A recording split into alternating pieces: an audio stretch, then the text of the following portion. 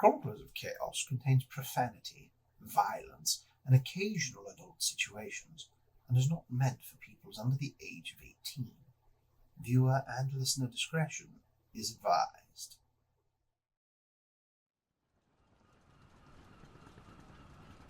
Wow, your breakfast was good. No, I don't want to go to the crows. Ah! Get it? What? Huh? What's going, huh? Why can I see Kodak over the bow of the ship? Huh? What? Big. Ah! Hide. Oh God, hide. Still your wings, little sparrow. It's going to be just fine. What did I? Keep yourself safe and your little eyes peeled for any trouble, eh? This will be finished in no time. Okay, I got this. Okay. That's the spirit. Now hold on, it might get a little... Ah! Son of a... Ow! My feathers! Ah! Okay, I need to go. Hi! Up! Hi! Okay. Recon like Mom said. I got this. Oh, I'm so glad these people are helping. Oh, nice ice knife. Yay! Good hit. Get wrecked, dummy!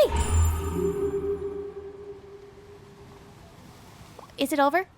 Okay. Where did she... Huh? What? Hold on. Mom! The red-haired lady got away! Huh? What lady? Adeline doesn't have red hair. No, she... Huh? Maybe I... didn't? This day is so confusing.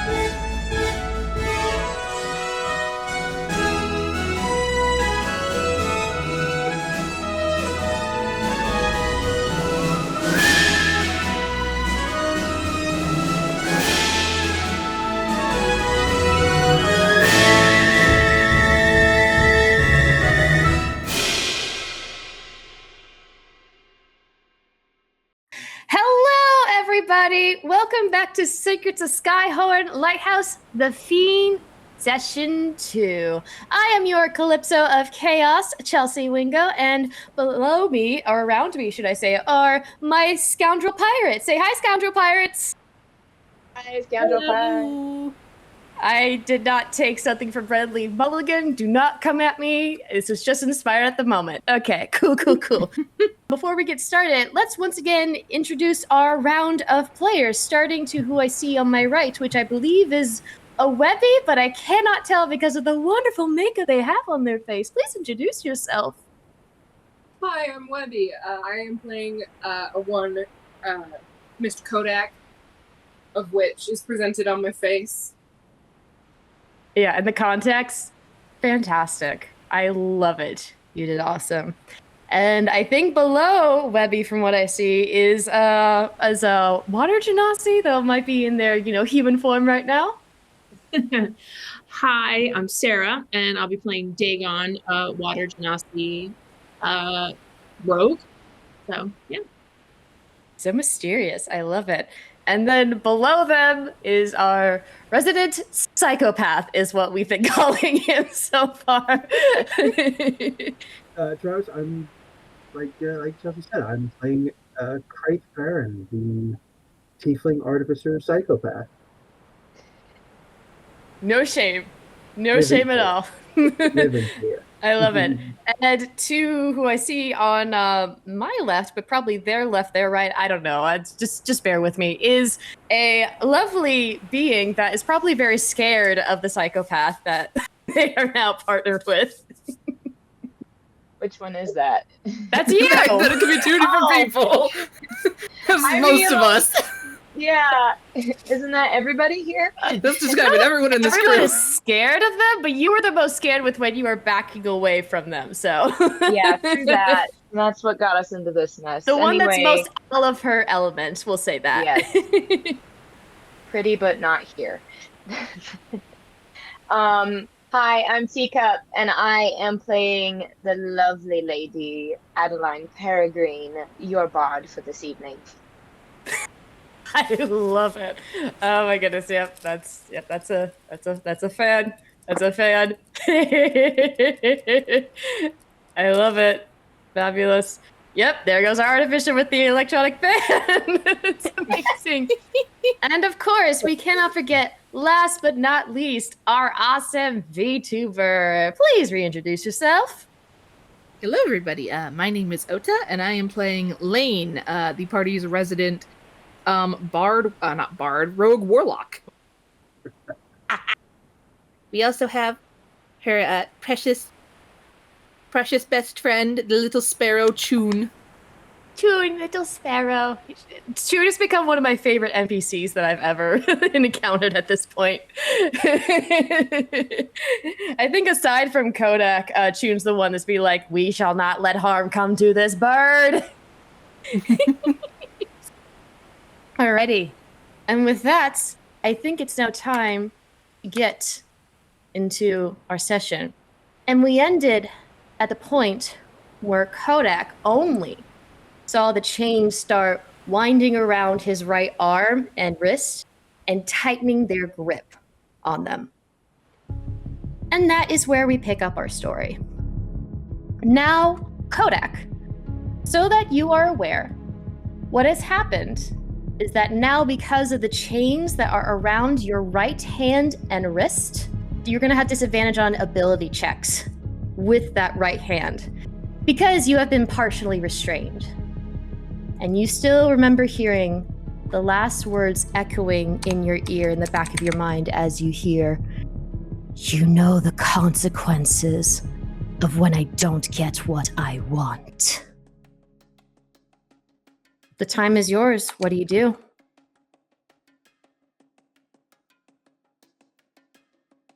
Kodak is speechless, terrified, maybe? I don't know. Wherever he is not moved from the spot. He's like staring down at his hands and the pouch and just is out of it. At that, your trance is shaken when you hear, "Kodak? Is everything all right?" And you hear a yell from across the docks towards kind of the end where Sheila is yelling at you, seeing that you have not moved from your spot. Fine. And I swipe the pouch up and I stand. And I assume you are starting to head back towards the ship? Okay. Are you going to try to hide your hand at all with what has happened? Yeah, I think just coming out of the fight, he's gonna like throw his cloak over like all of him and just start walking up. Okay, cool. As you walk up, give me a second. What would that be? Okay. Yeah, you know what? I'm gonna have you make me a, what would this be? Would this be stealth or sleight of hand, my other DMs? What do you think this would be? Probably stealth. I think stealth too. Can you roll me a stealth check for me? But roll it at advantage because now you have your cloak on top of your hand. Okay.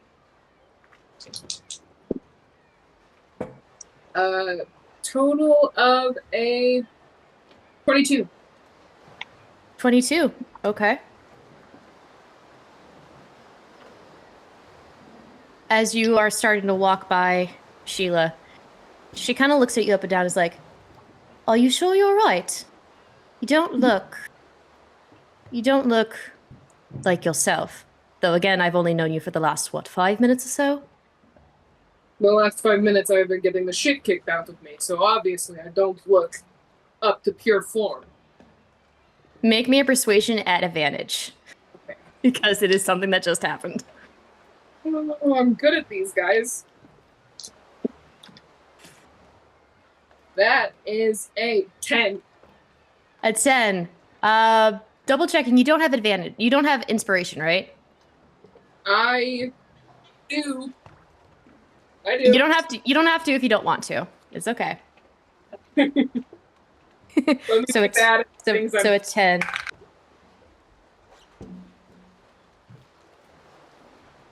All right. If you say so. And she's gonna let you go on your way as she's like, "Oi!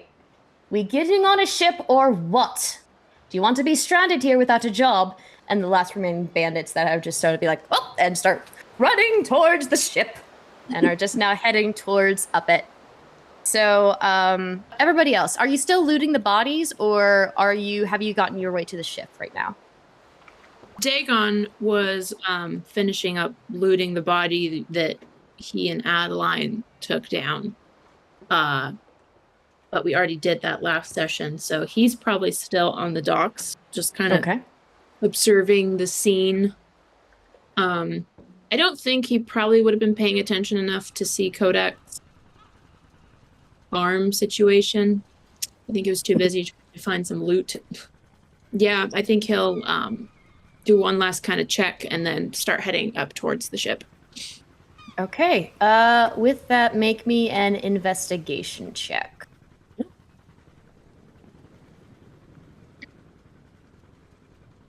14. 14? Yeah. You would see lying down by whoever body you were looting, a little bit of ways. It's a little blood-stained, but you do manage to find 2 more gold. And maybe a strand of pearls. Really weird that he would have that on him.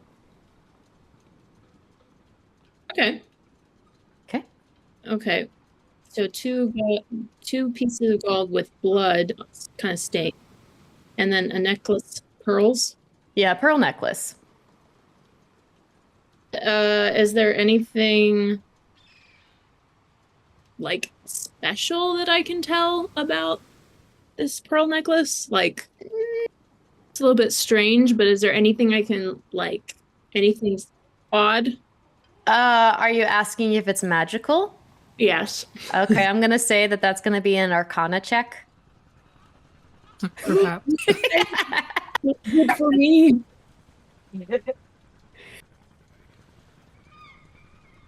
Yee. 13. Doesn't seem to be magical at all. Just is a beautiful set of pearls. You don't know how much it's worth, but it's nice. I'll take it. Okay. He'll pocket he'll kind of take his black cloak and just kind of like spit on the coins and just like shine them up and go, yeah, that's fine. And then he'll pocket them. Me slightly hoping that you would put on the pearl necklaces yourself, but that's fine. Yeah, I'm metagaming. I'm metagaming right now. You do what you need to do. That's a possibility for later. All right, Craith and Dagon are on the ship. Lain is already there. Not Teen Craith. Adeline and Craith. Are you heading your way towards the docks, or? Adeline's probably still standing in that spot that she was last time, which was right next to the ship. It's right there, but she's just looking at the ground, thinking about what Sheila had said to her last. Yes. And probably would not move until whoever walked by her first. All right. That probably actually would be Kodak. Probably is Kodak that would be walking by you first. So then she would just look over, up, and just go, all right then, and just start walking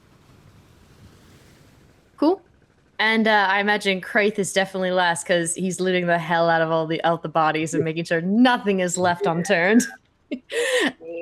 I will say, because you had slain and murdered a bunch of people, there are bodies still there.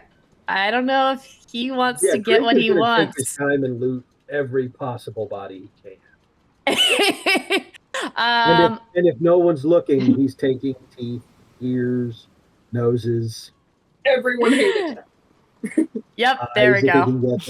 Yeah, I will say that all the bodies have been looted at this point of like gold, but we all know you're not here for gold. Let's see. I need you to make me. I'm gonna need you to make me an investigation check to see how much of these parts that you loot.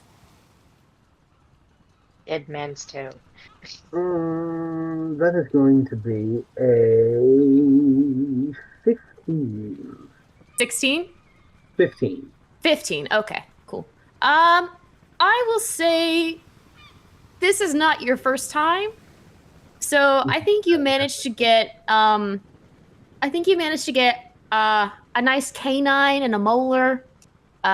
You actually managed to maybe quickly slice off another ear.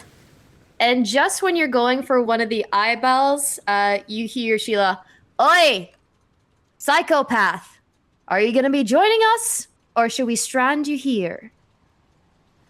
Now, don't be hasty. It's a delicate process, what I'm doing here. And he's just going to try to rip the eye out as he leaves. Strength check. Turns and looks behind her, like as he's like has a knife in the eye, trying to get it out. Dirty 20. Dirty 20. Okay, I will let you have this, but the evidence is in your hands. You do have an eyeball. I will say that this eyeball that you have gotten, it looks like it's just a regular blue, but up close, it's got flecks of turquoise and green within them. Nice. Isn't that lovely? Coming, my dear. Travis dice ideas. Oh gosh, lovely. It's called Craith's Delight, and it's just all eyeballs. Craith's Delight. Eyeball dice. Eyeball dice. They do make some. I think they do. It's definitely a thing. So that would be perfect for Craith. Oh my goodness. So yeah, he's got his jars of parts and things, and now he's climbing up onto the ship and just sitting on the rail, his feet like facing in towards the ship. Yeah. Just taking note of everything he's collected, crossing things off of his psychopath shopping list. And I'll say, Lain, because you were on the ship, you stood up and you saw Craith doing that exactly. I like the idea that she like went to stand up, or like it was like, okay, I can get up now. And like heard Sheila yelling at Craith about something, started to turn to her head to look, saw Craith doing something nefarious, and just immediately went, "Nope, not looking at that." Don't want to know what that was about. You hear a voice in the back of your head. Oh, come now. That's not the first time that you've seen blood.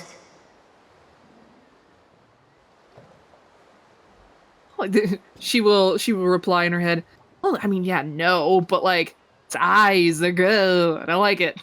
It's gross. I deal with blood. It's just, ugh." To each their own, my dear. To each their own. And it fades away.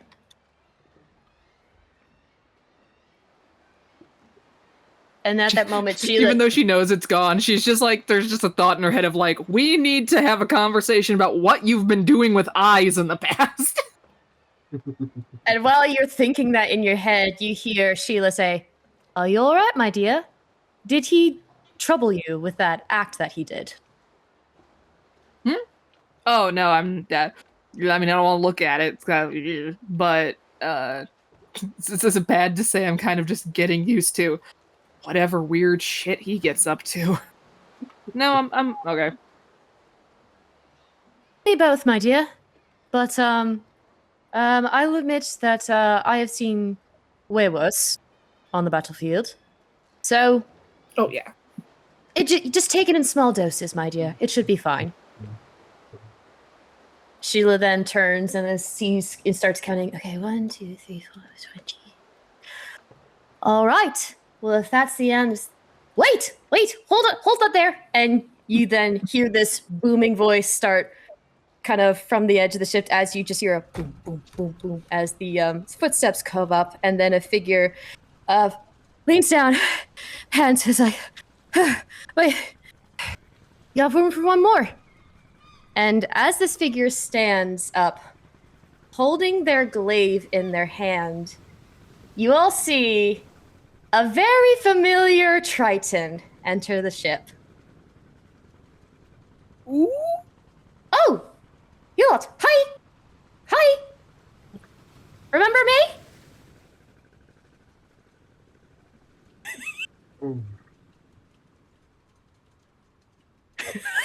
Sorry, I think that took all of us aback for a second. To be fair, I asked TJ, who played Doros in session 0, and she said it was okay. So there you go. This is my gift for you all. I think that took all of us just like a second to like program for a second. You said that, and I was waiting for like TJ to suddenly appear in the chat. I know. It's just like, wait, what? I am so sorry. Unfortunately, TJ can still not join us, but they had given me the okay to use Dodos, so Dodos is not here.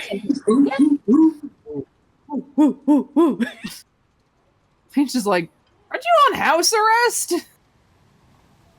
Oh, that. Well, you see, I have known Belle for quite a long while, and I had managed to, talk my sweet way into letting her allow me to join you in this, quest that you all are on. Besides, it helps having getting some extra gold and her knowing, what my specialties are. So, I'm just glad I managed to be able to find you all before you, sailed off. So, are you the captain? And Sheila just crosses her arms like, yes. And how can I help you? Oh, Doros, my dear. And he holds out a hand to extend to Sheila. And she's like, Doros.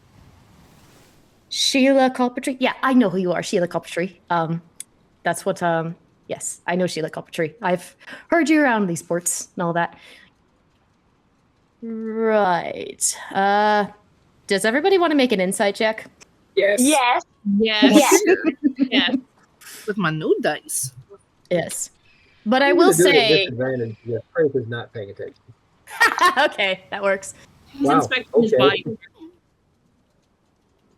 Oh, okay. It's going to be a 17 at disadvantage. Nice. Said insight? Insight, yeah. 18 for Dagon. Okay. 19. 19. 8. 8, okay. I was just gonna say, I have a +1 for a total of 2. But that's a nat 1. Yeah. I will ask dice, who you've is betrayed me. inciting. You have two choices here. You can either incite Amelia or you can incite Doros. Doros. Okay. So we have a Doros. Amelia. Amelia. Or wait, is it Sheila? Sheila. It's Sheila. Sorry. Sheila. I'm so sorry. Sheila. I'm gonna do Sheila. Okay. Who wouldn't? I'd say Lane's probably doing Doros, not that it matters. Oh, Travis. We're gonna have a long stern talk after this. All right, so the higher ones were inciting Amelia, and the lower ones were inciting Doros. Okay. Let me roll some things real here. Oh, wow. Sitting here in my Wow. ignorance. Okay, cool. All right. Cool. Okay. Master Yeah. Trader. Doros, for those inciting Doros, I know it's a low number, but I will say Doros is just happy to be on a job, is very happy to be back on a job. For those of you inciting Sheila, excuse me, geez. Sheila, not You might Amelia. need to change your name at this point. I know. No, it's Sheila. For those inciting Sheila, she seems a little apprehensive of just adding another member because she hasn't seen Doros fight. But with what she needs to get done, she's willing to let this happen. And she's like, well, since you say that you'll know all these new people here, I guess it will help to have one more. And he's like, great, awesome. Well, just tell me where you need to be and I will go do that. And she's like, right. And she's just gonna start heading towards the wheel as Doris is like, well, time for another adventure now, aren't we? And he's just looking gleefully at you all. Good to have you back on board, sir. It's very nice to have you back. Very nice for me to be back as well. Double checking. We never got properly introduced during that fight, right? Doros extends a hand. I believe, yes, there was quite a lot going on. Dagon, nice to meet you. Nice to meet you as well. You make your exchange. Does anybody else introduce themselves to Doros, or are they just... Yeah.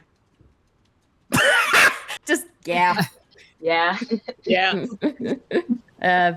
All make your introductions to one another. Be like, Lain does. There's a hand cupped around June protectively, kind of against her neck. Oh no! oh, that's right. Are you trying to? Are you trying to prevent? Are you trying to prevent June from seeing this? I wouldn't say she's necessarily preventing her from seeing it, but like. Is just kind of has a hand cupped around her, like don't worry, you're fine, you're safe. All right, hold on. I gotta now make a roll for Chun. I need to look at Chun's stats for a second. So give me a moment. Butterboard. What the board? All right, where's Butterboard. what is Chun's perception? Oh, she has advantage on it. It's an owl. 1 sec, let me. I mean, it's a sparrow. +3, but... I believe. Okay. Well, I mean, she uses owl stats. It's a +3, but she has advantage on this? Yes. Okay. Okay, cool. Because they have advantage on perception checks. What was the higher? Okay, I think I know which one. I think Chun is gonna pop the head out, and I'm assuming that because it's only been the connection has not dropped. She's like, seafoam green, seafoam green, seafoam green, seafoam green, seafoam green. It just starts chirping. And Doris is like, oh, hello there. That's a nice little friend you got there. She hears her saying this, like glances at her, and then the eyes like slowly slide back to Doros and like narrow slightly, and she's just like, yeah, my best friend, in fact. Oh. Well, it's nice for you to have a nice little friend like that. Very adorable. Mm-hmm. And she will just kind of look over at you and be like, reply in chirps like, it's okay. It doesn't seem to be meaning any harm.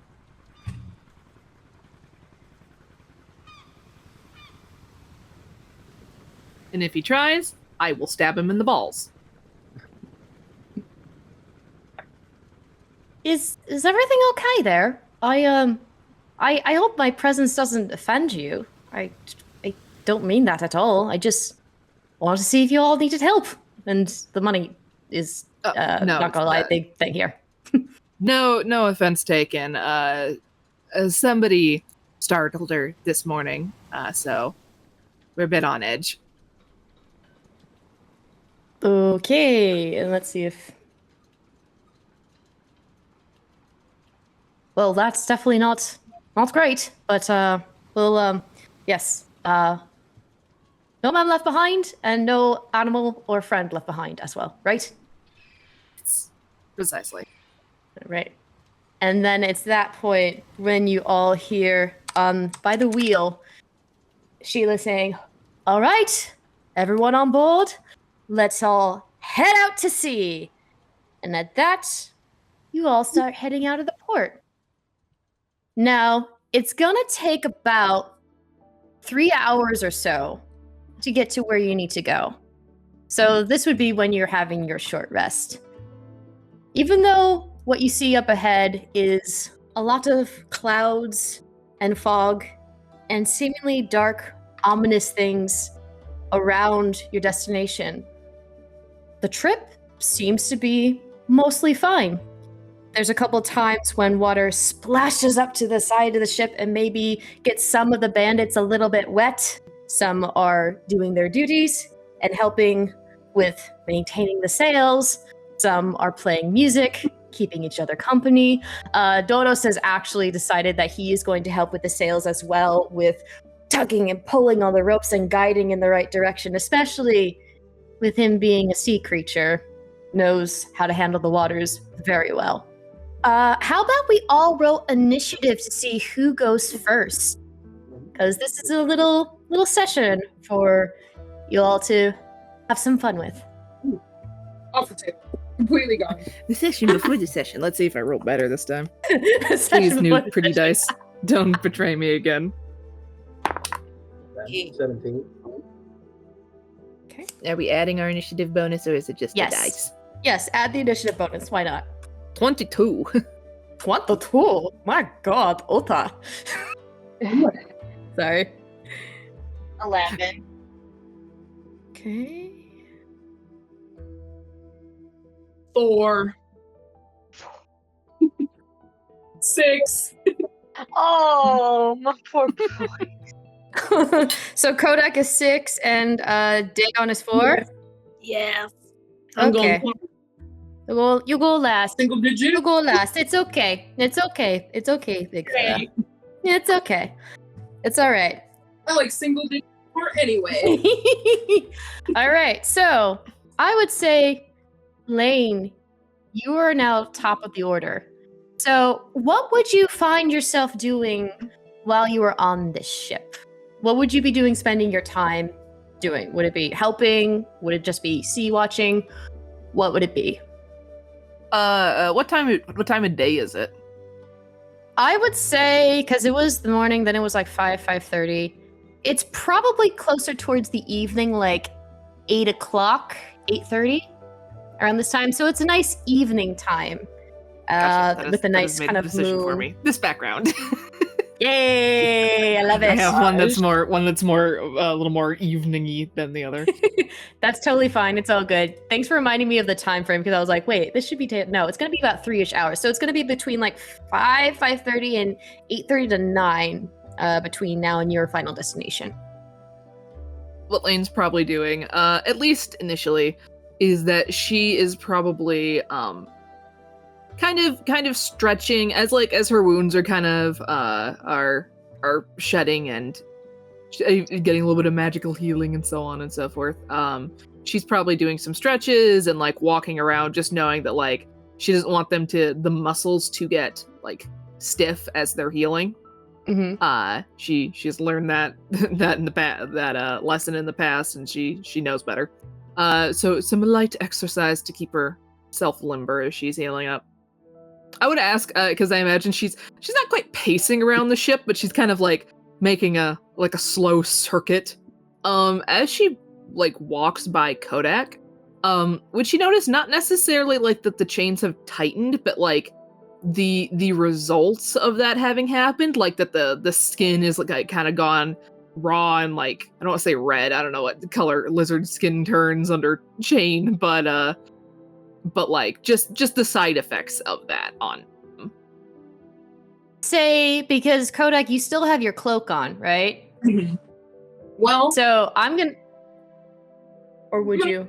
I'm gonna make a character choice and say no, that Kodak would have like gone to help do something. Okay. So like you be like helping with like the ropes or something, like with Dodos? Mhm. Okay. Yeah, I'm sorry, Lain. I'm still gonna have to say perception at disadvantage because Kodak is working and is not moving unless you physically stop them. Gotcha. Given my history, would that be an even roll? Give me a reason why I should make it an even roll. Because she is familiar with wearing chains. Fine. You know what? Fine.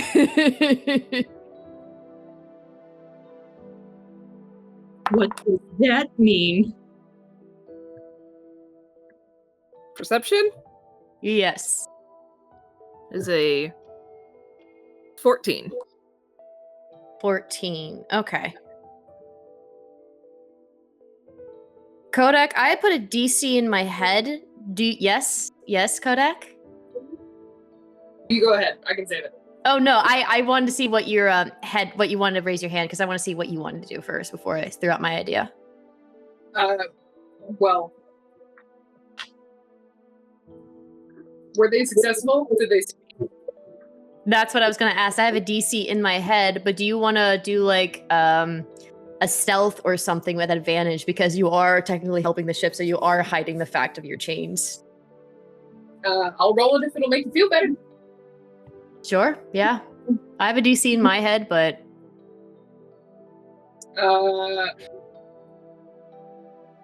Both are bad. Okay. What am I rolling? Stealth again?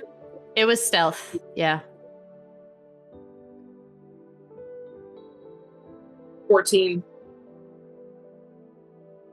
And she rolled a 14 as well. I'm gonna have to say meets it beats it. So Lain, you are walking past as Kodak is helping the ship, and as they're pulling down on the ropes to kind of, maybe help bring some seafood in. That's what you're helping with, because you're very big, strong arms to bend the ship. You do kind of notice under the wet, scaly skin a little bit of redness on their arm as they're pulling things up. And actually, Kodak, I'm going to need you to make me a strength check. But because you are using your right hand, you've got disadvantage on this. Yeah. I was going to say while you were describing, it's less that you see, like, because it's pretty new. It is, like, red and irritated, but you see more, like, the discomfort with each tug in Kodak's eyes, like the little wince. Right.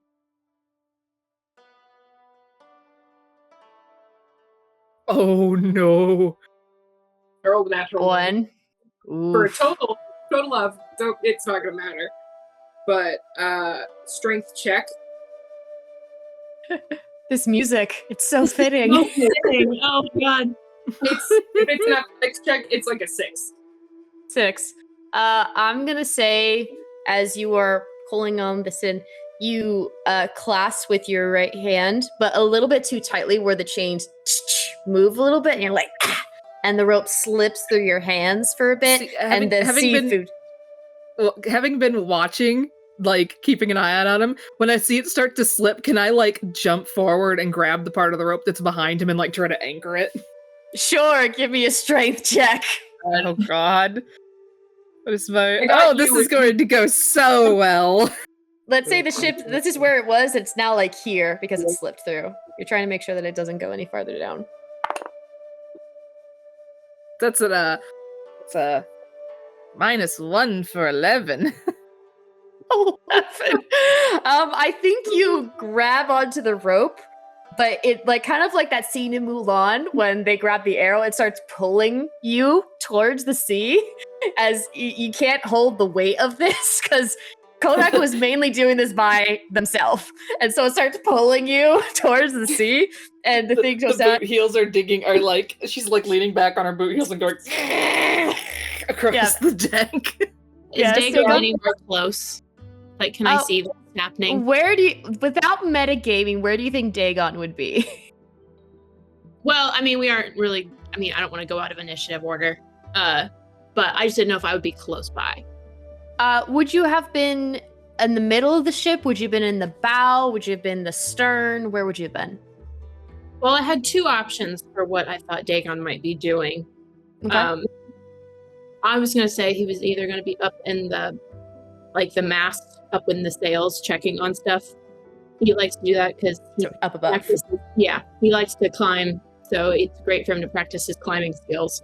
Or he would be something to do to actually get in the water, because he's a little water boy.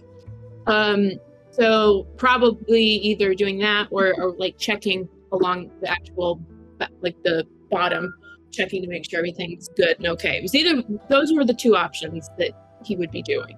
I like the idea of you being up on the mast because here's the thing. I know you like the water, my guy. The ship is traveling quite fast, so I don't know if you'd be able to catch up if you dived in the water just yet. That's fine. But yeah, so I like your idea of being up on the mast, Okay. and I will give you this that you look down and you do see this happening, but it's a very tall mast, so it's gonna take a little bit of time to try and get down, which you can if you would like. I don't know if I could get down there in time. Dagon leaping out of the ocean like a dolphin. Exactly. Yes, Kodak? I'm gonna try and grab. I was just gonna say, right when Lain like you get your stomach like hits the over the side, that's when Kodak you grab onto Lain and just hold onto her body. Like Chenpo grabbing everybody. Yes. Yeah, I can't reach with my hands, so I go out with the jaws and tap on the back of her belt. Oh, okay. Okay, yeah, that's right. So because my hands right now are not working. Yeah. So I think you go by about and then you chomp down on the back of her belt and you start to kind of pull her back so that way you can reach back with your left hand and you grab the rope and you release your jaws and let Lain go down to the set down to the floor after she just had a stomach hurt from being thrown over.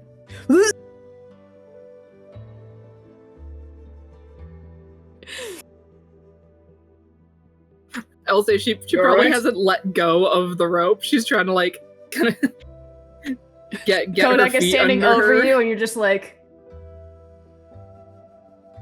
We're gonna tie this thing off, or what are we doing? Yep, he's just and we back it up. Yep.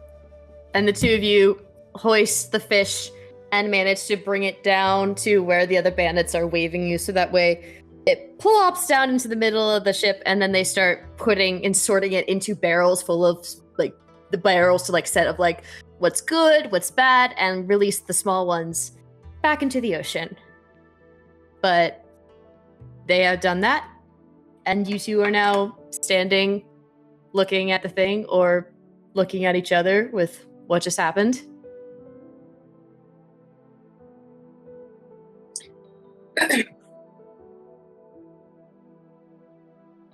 okay, bye.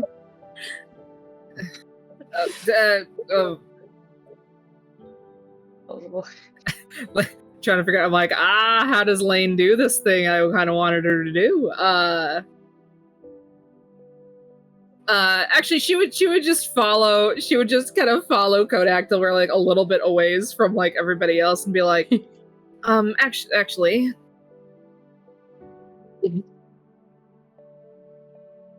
I kind of noticed that her voice is kind of keeping her voice down a little bit, but she's just like, kind of noticed that arm of yours seems to be giving you a little bit of trouble. Do you mind if and she will kind of like gesture to like kind of like hold a hand out to it, like, may I examine?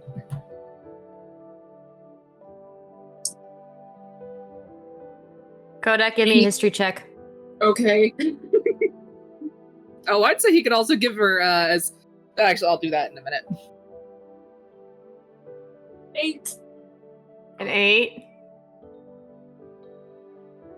Even with that low of a number, you still remember what would happen if you talk or mention about this particular thing, or even acknowledge it.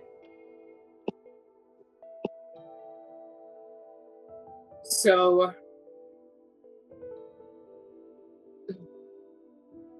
Kodak is like not looking at his arm, and he just looks at you really confused. Sorry? I'm not gonna like hurt it if that's what you're thinking. I just I might be able to help a little bit.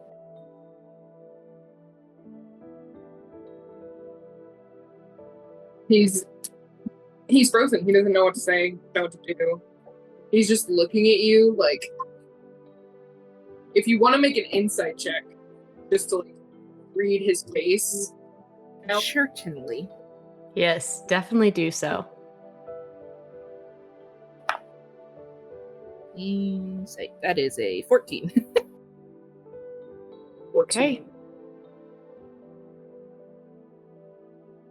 There, as you're looking, he's looking at you. He's like slowly just like.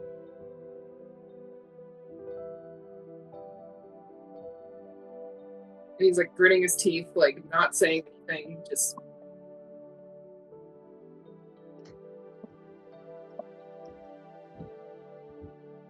Looks away. Just shaking his head.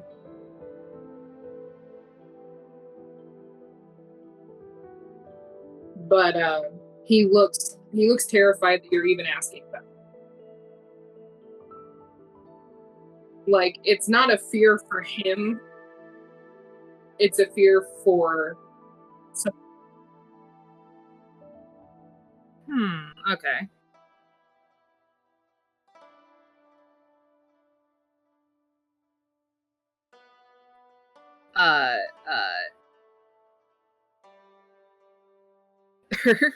Her head will like cock slightly and like the eyes flicker kind of back over to it for a second. Looking at it, does it seem like she's not asking him about it, she's not making him like address it, but just looking at it herself, does she get like, can she tell what it is that's like, are these chains still like tightly kind of gripping into the skin? Have they loosened now? Can she tell? And if it's the former, does it look like there is some physical reason why they're doing that? Or is there like weird shit going on? I'm gonna have to say, Abnormal. make me an investigation check to see this. Okay. Into this dice. This dice usually doesn't let me down. I'm so scared. You're so scared. Why are you scared, honey? Okay, that's good. That's 21. 21.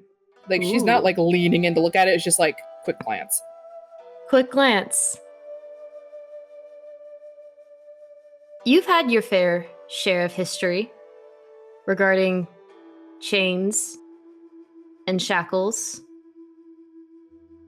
and entrapment. And even as you quickly glance down at the right arm, you can see those chains alone are just kind of seems to be tightening and then letting go. Tightening and letting go. But it does seem to have a hold on Kodak. The rest of the chains they wear don't seem to be doing that. But the ones on the right, like a heartbeat, are keeping their grip on their arm.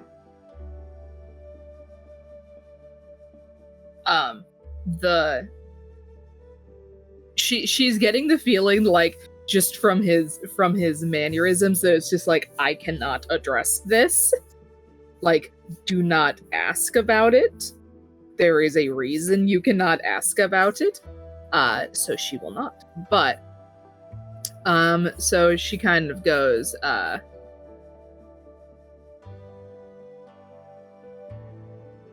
she'll just kind of like shrug a little bit and be like,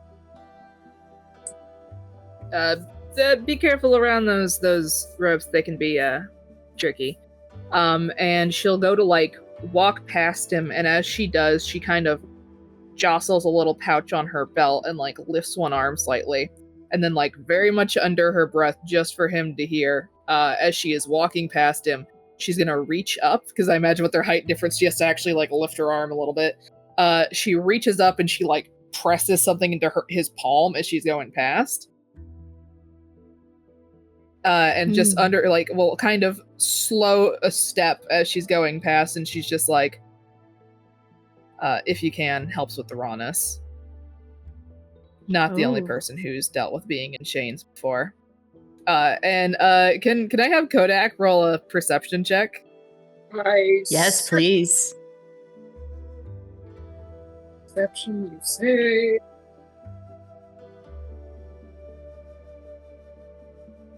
So much better than everything else. 23. Oh hell yeah. But as she's kind of like lifting her arm to press whatever this like kind of round object into his palm is, just kind of palm it to him. The kind of these like her kind of outer tunic has like these kind of wide, almost like bell sleeves. And it kind of, with her lifting her arm, they're very loose on her. It kind of falls back slightly. And he can see that kind of all the way around her wrist. There's this like faint silvery patch of scars. And then she will go to do other things, leaving whatever object she just handed to him in his palm. Nice. So, you two separate your ways, and as you get like 10 or 15 feet away from Kodak, you kind of feel your hexblade sort of. It's on your side. It's on your satchel, like on the side of your hip, right? Yes, it's like there's basically the way it attaches is that there is like two rings, like kind of thick O-rings that attach to the scabbard. Mm-hmm. And there's, I can't remember what they're like, trigger thingy, like the type of clasp where you like push down the little button and it like pulls the thing down, and it's like a little circle thing. I can't think what it's called. No, it's all good. There's basically like two of those on either side of this like length of golden chain, and the chain is wrapped a bunch of times around the sash and then clipped on so she can unclip it really easily. Mm-hmm. When she needs to in battle. But yeah, it's hanging from her, like her hip. It's right up against her hip. You feel your hexblade pulse with warmth a little bit, as again you hear him say to you, Well, another one seeming to be trapped like you once were. We're gonna try and fix that. I'm sure you already know how.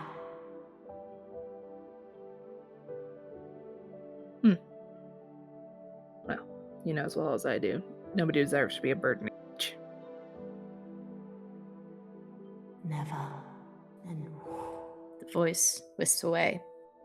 And with that, we are now going to cut to Craith. So Craith, you're breaking our heart.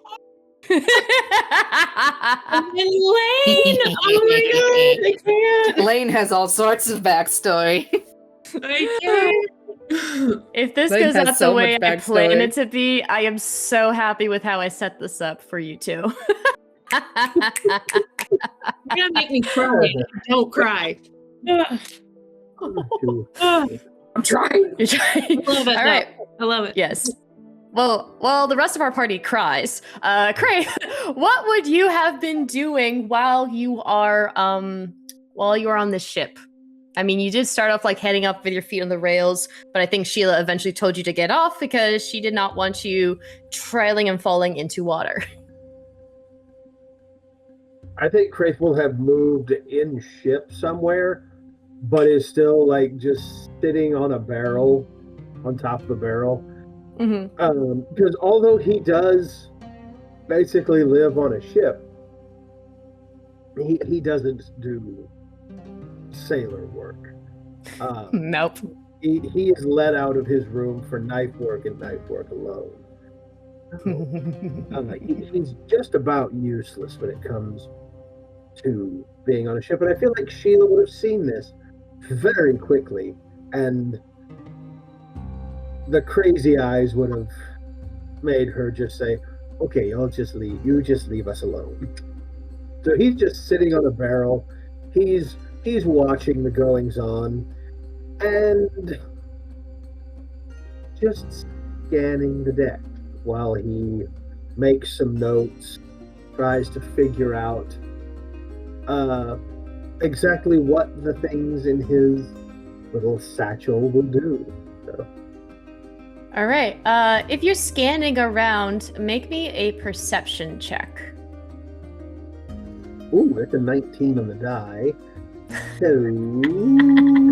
25. 25. All right.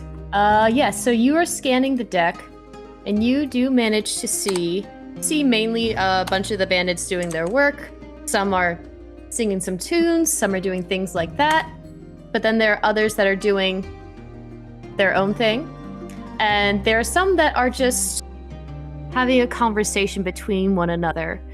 And you pick up whispers and bits and pieces of like, I know we're supposed to find the captain, but do you think this is another chance to find the pearl? They're like, shh. You don't want to mention that, do you? It's like, what? We're all here searching for it.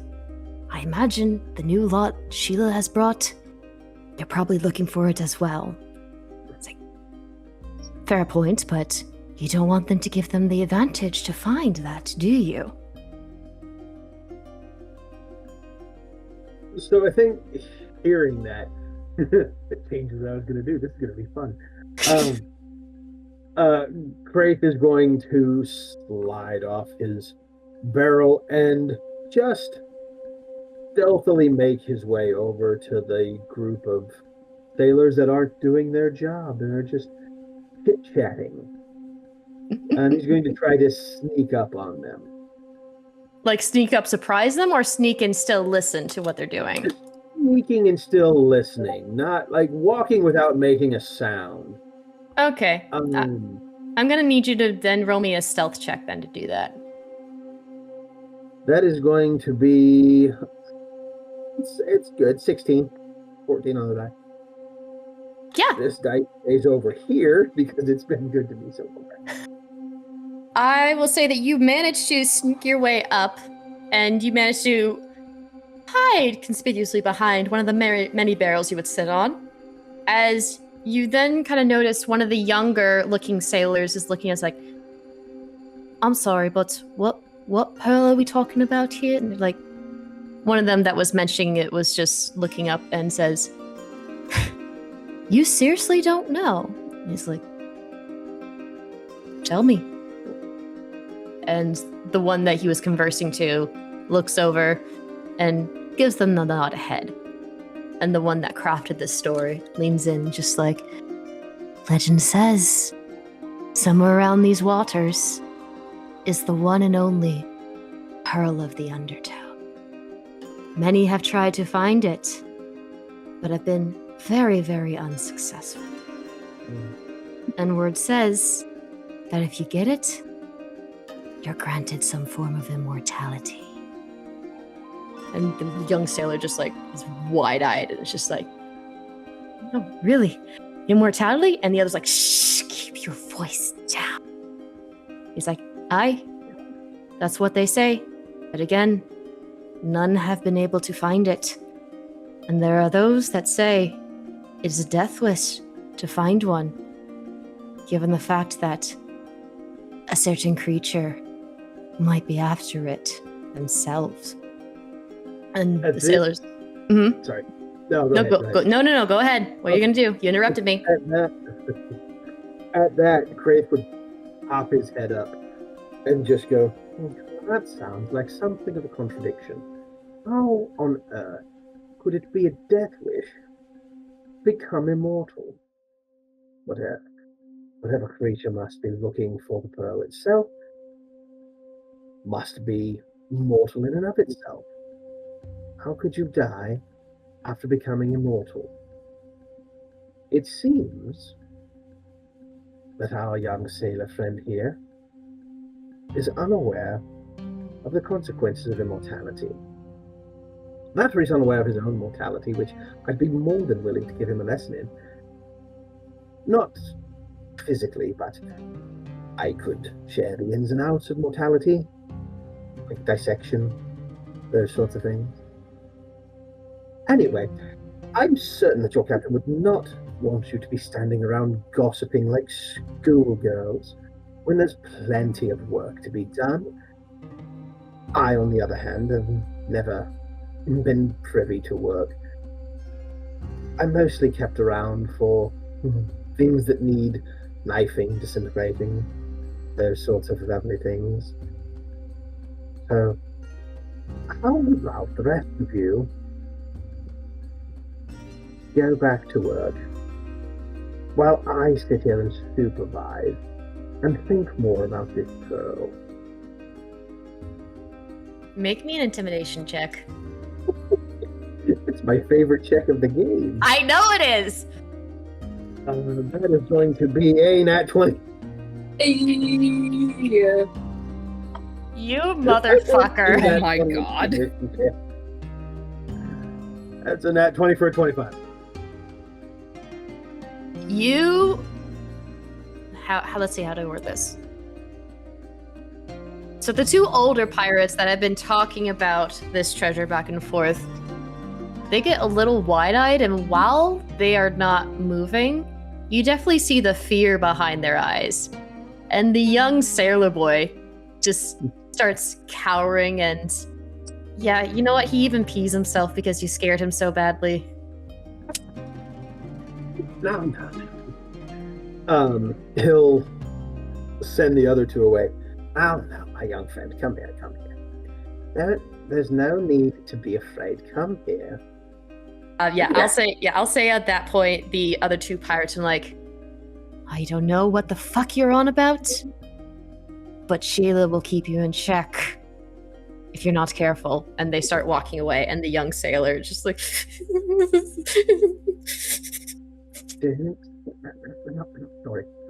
Sorry. I should not have raised my voice. Do come closer. You've done nothing wrong.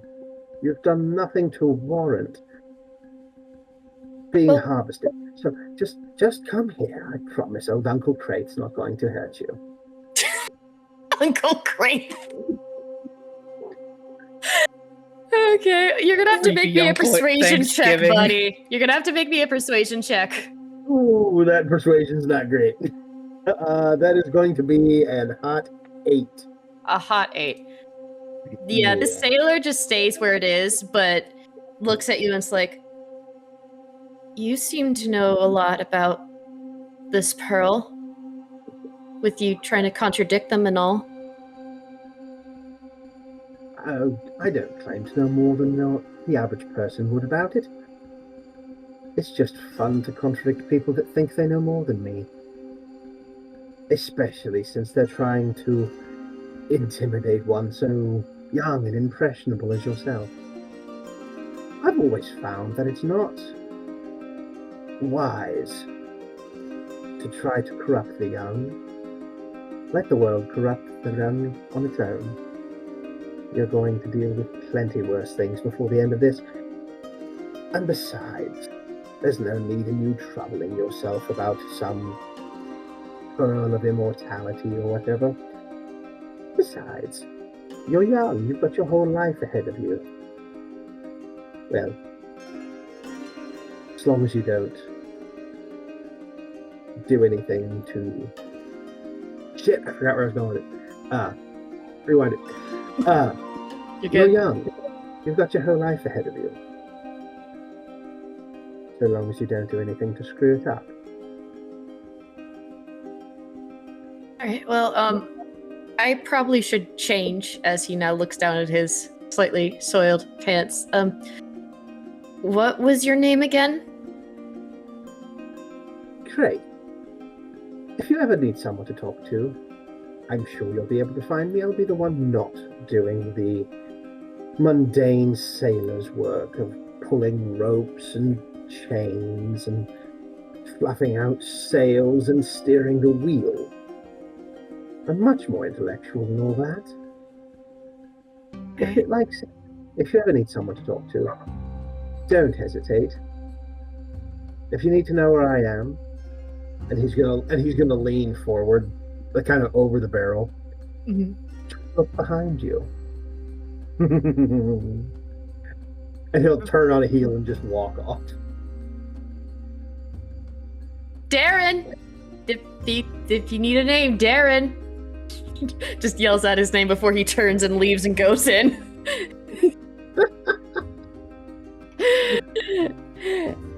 And with that, hold on. That was such fun. It's always good to torment the young. Give them a true sense of fear before they venture out into this cold, dark world. Anyway, who's next? All right, I'm gonna say with that, we are gonna cut away from Craith. You are having way too much fun. He is having way too much fun, and I'm getting worried that I allowed this character to happen, but it's still so much fun with the truth and fear of what's happening. All I wrote in my notes was just Craith being Craith. That's all I wrote. That's all that needs to be said. Being so much fun. Yeah, but he did pop up and talk about this pearl that apparently has been talked about to some of the sailors. None of you know it yet, but Craith is, has a little bit of an edge on that. Craith's spooky bastard counter has 2 for the evening. So we cut to dear Adeline, who, instead of being on the ship with everybody, you have now been summoned to the living quarters of Captain Sheila. And you are now sitting in the quarters as Webby. As Sheila that she was on the dock still. That's what is that what you thought, Webby? Because that's what I thought when you said I was like, You too. wait a second. No, Fucking sailed away without her. No, they would not sail without Sheila. Like, no, but no, Sheila's quarters in the ship. Okay, never mind. There we go. A full Navy wife on the dock. Yep. So, Adeline, you are in Sheila's living quarters on the ship. You're looking around. It's quite sparse, but there are bits and pieces of treasury here and there that are beautiful to look at. You see a little bit of gold, you see a little bit of like what seems to be a form of like a trident that is on one of the shelves. You see beautiful pieces of coral that you would probably find in a museum and could sell a lot of money at Pearlport. But then you also see Sheila behind her wooden desk pouring hot water into 2 teacups and is sprinkling a little bit of herbs here and there and says, I hope you don't mind. I don't have the fanciest of things. Are you all right with Jasmine? Just fine indeed. All right then. So she then finishes making the tea and brings out the 2 saucers with the teacups on it and walks towards you. You're sitting on kind of like a couch and everything. And she hands you your tea. Here you go, my dear. And she takes the cup with Wonderful. the saucer and Sheila sits down with you. Yep. And it's just like, well, cheers. And she like, pinky out, cheers, and then sips her tea. Oh, please. The pinky thing is so unnecessary. And she just sits. Oh, well, I thought it was something you always did, but I guess I'm wrong. Common misconception, really. Okay. Well, then, that proves how much I know of your world, which I have to say, I know you are now more dressed for such occasion on this ship, but this is your first time being out and about, isn't it?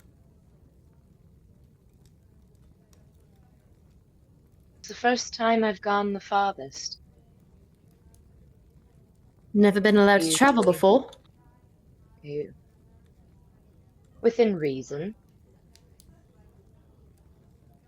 Not without escort, not without an eye of some sort. Always watched over, even when you were Yes. little. Especially when I was little. your parents that, fond of keeping you close.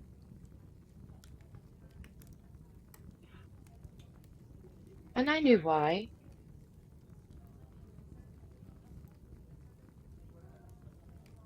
If you don't mind me asking, why is it exactly you're here? And before you can open your mouth, Adeline, I need you to make me a wisdom saving throw. At disadvantage. Oh, shit. Okay. I'm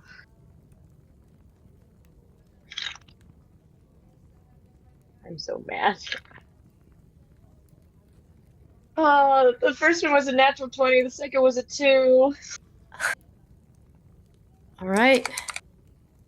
Oof. As you start to open your mouth, your mind draws a blank.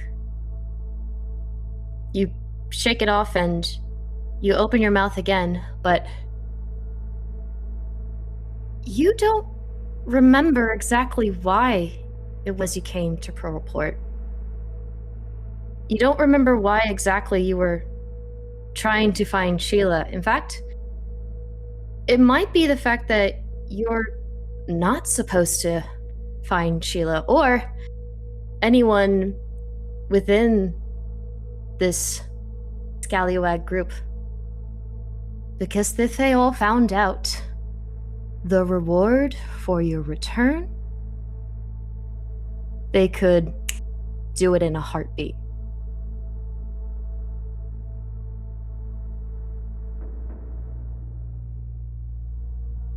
That is now what you believe. She just adjusts herself and goes, what any young woman in her time would adventure. Just adventure and nothing else.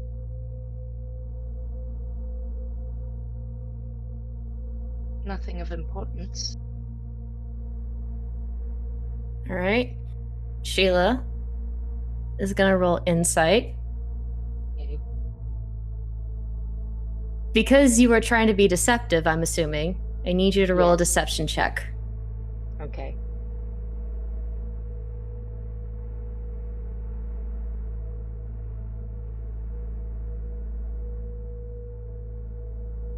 That's a 15. Okay.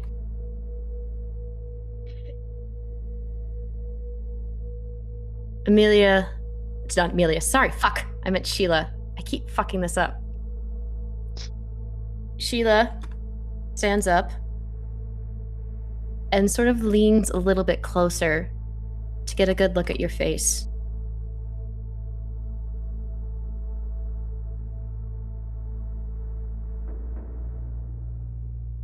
I imagine then that she does not ring a bell to you at all?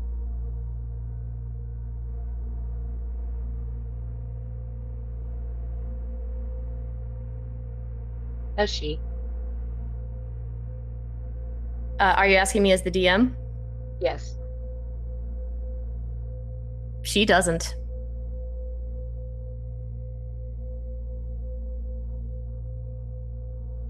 I have no clue who you're speaking of.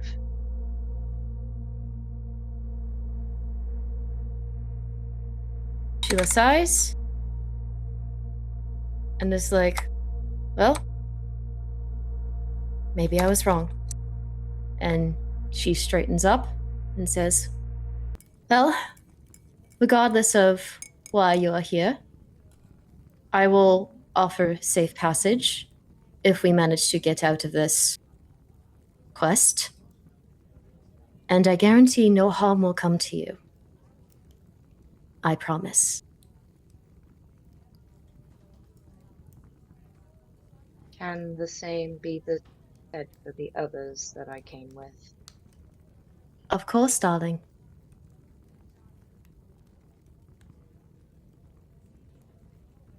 don't want any more special treatment. I just want to blend in. By all means, feel free to finish your tea. I am going to go out and take care of my ship. Make sure none that you have traveled with have caused any shenanigans so far. And it's that moment starts walking by, just hears the crying of Darren. And and then Sheila's like, oh God, what happened to him this time? Just stay, finish, and come out when you're ready. And she heads out the door.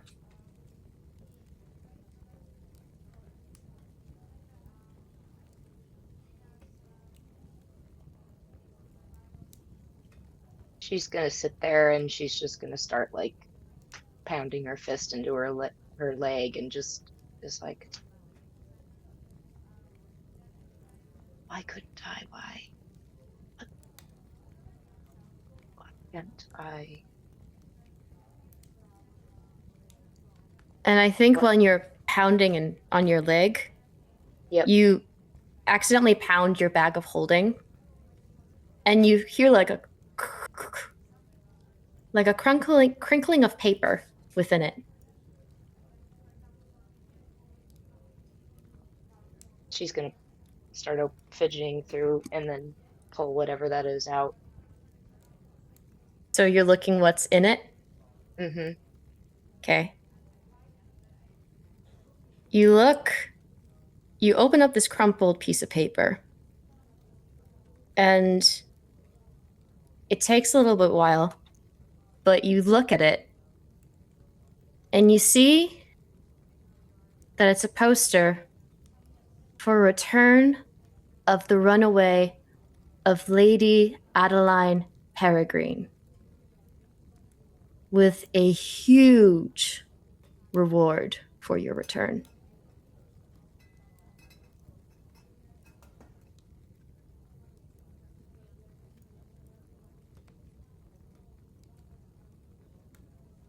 Is there a candle nearby?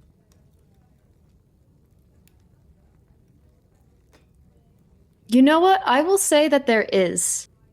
It was what Sheila was using to heat up the tea. And Sheila did not put it out. She's gonna hold that poster. She's gonna walk towards that candle and just hold that poster right over it and just let it burn. And it does. And it burns and burns and burns. Do you want to make a perception check real quick? Yes. Okay.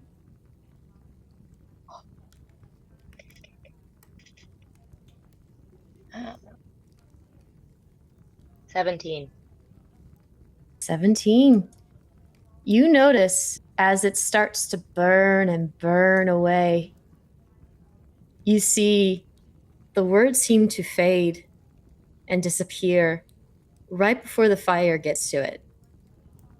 And it just kind of becomes like it's kind of like how there was a white transition, like kind of like going down. It sort of seems to be, the words seem to be disappearing right before the flames hit it. But it disappears and becomes nothing but ash.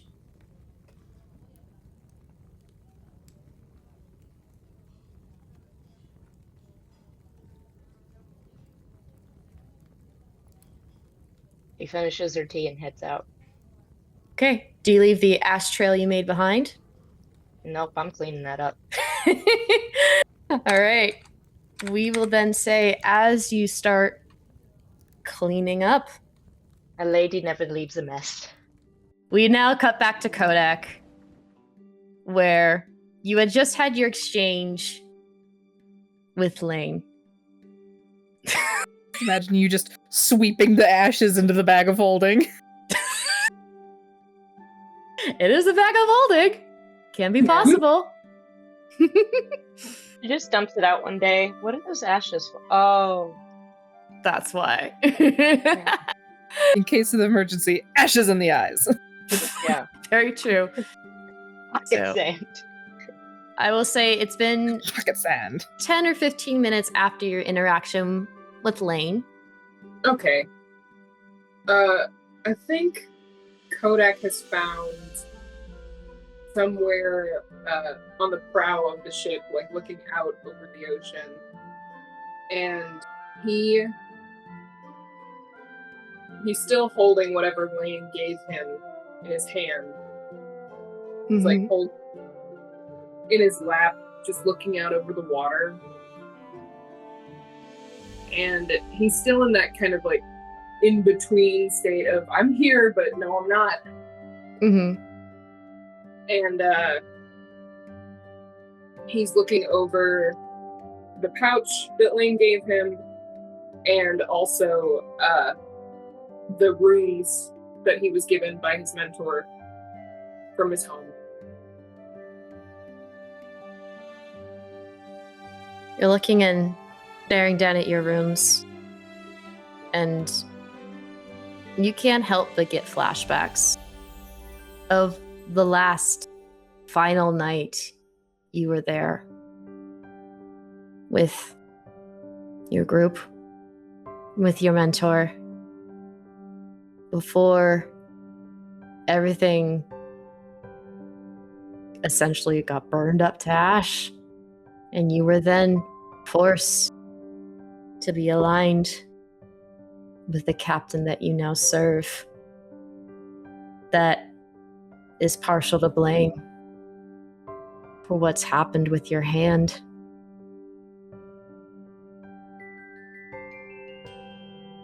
He wants to scream, he wants to throw him overboard,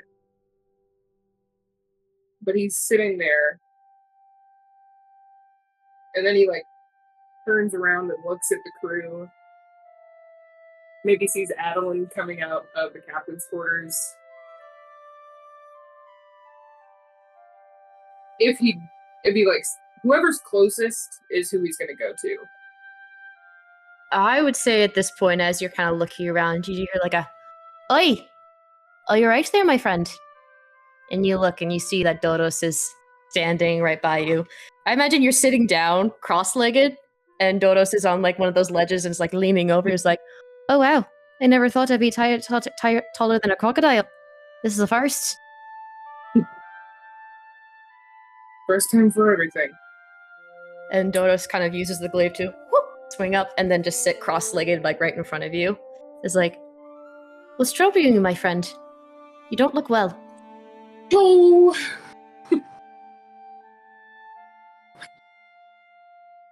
Many things. Many things trouble. Well, what's life like if you don't have trouble? Hold on, trying to get the accent right. What's life like if you don't have a few troubles following you along the way at every turn and corner?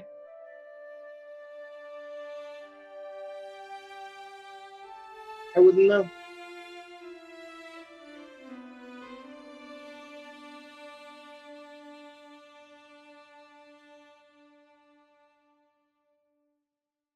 Are you trying to be truthful? Are you being deceptive? I'm being pretty truthful here.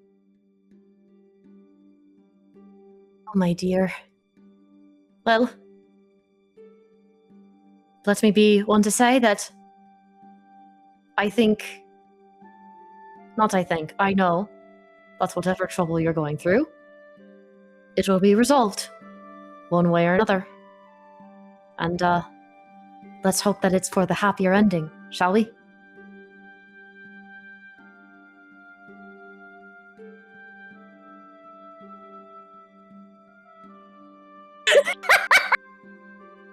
Anyway.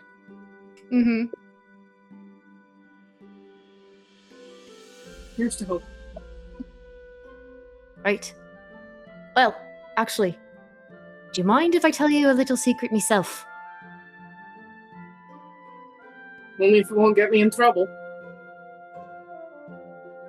I don't think it'll get you in trouble there, but, it might get you a little extra gold.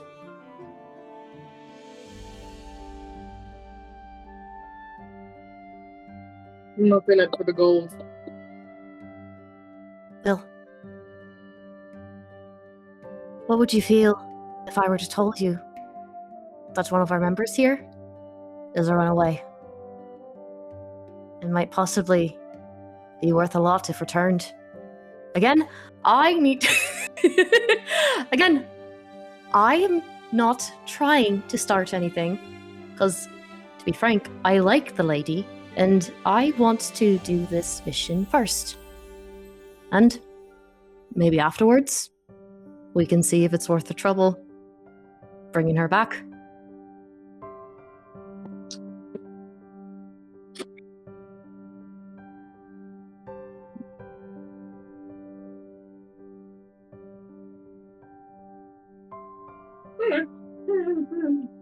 Okay. Again, we're not doing this now, especially since we're in the middle of shite in the middle of nowhere in the ocean. I mean, I can swim just fine, and I imagine you can too, because of all the waters in your crocodile. But anyways, just let's keep observant of dear... What was her name again? I don't think I ever quite catch it. Lady. Adeline? Yes, that's right, Adeline. I should have remembered in the papers. So much knowledge, goes over right to me head. But let's just keep an eye on her and make sure she doesn't get harmed in any way.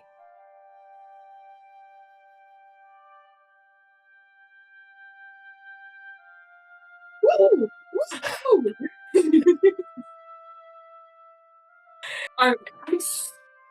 I'm like red. You can see it. Like, look. So mad. TJ, I love you. Who knew a crocodilian could turn such a scarlet shade? I know, right? He has his glaive with him? Yeah, the glaive is like standing right by him. Mm-hmm.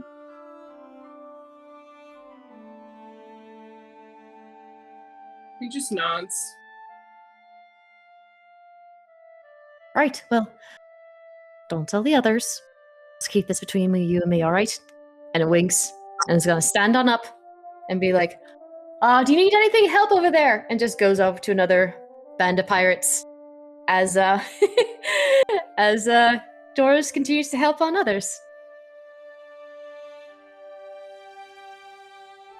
Okay, now Captain Kodak is standing up.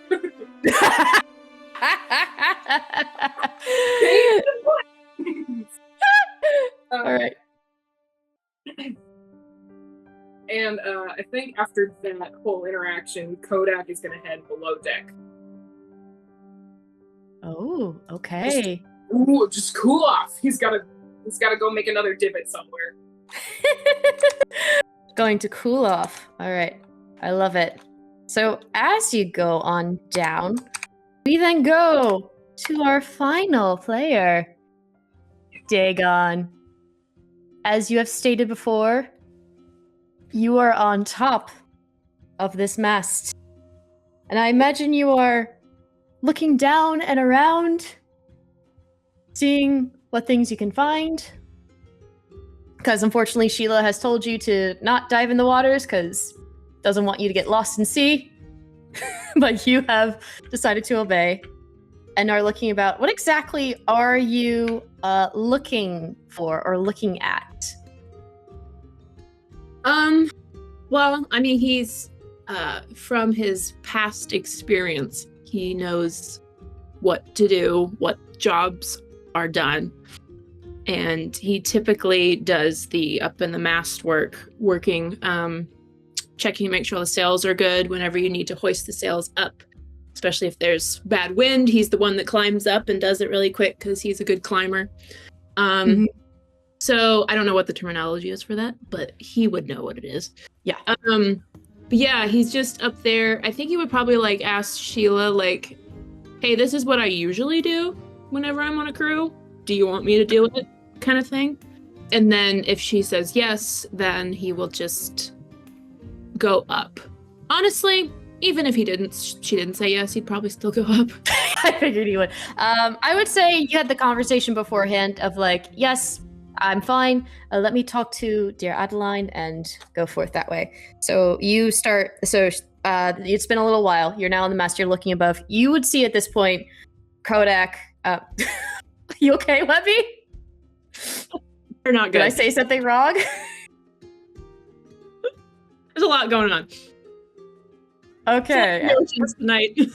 We're gonna have to check on that later. Okay, cool. So you would basically kind of, it's too far so you can't hear anything that's going on, but I would say that you probably would have noticed the interaction between Lain and Kodak.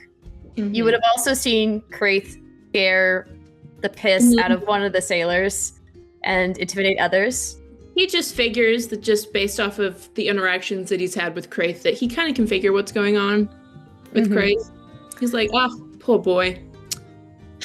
Probably scared shitless. But imagine he's sitting just kind of dangling on the mast, just sitting there with his legs on either side, just kind of looking out over the horizon, enjoying the view for a second. Because he does love a good ocean view. And just sitting there, his feet just kind of absentmindedly just going back and forth on either side of the beam. I love it. And he actually, as he's kind of sitting there, he pulls from, he's taken his cloak off, so he's just in his like shirt and trousers. But he takes from under, he takes from underneath, he pulls out a flask. And he just kind of goes, cheers, and he just takes a quick swig and just sticks it in just a little swig, not very much.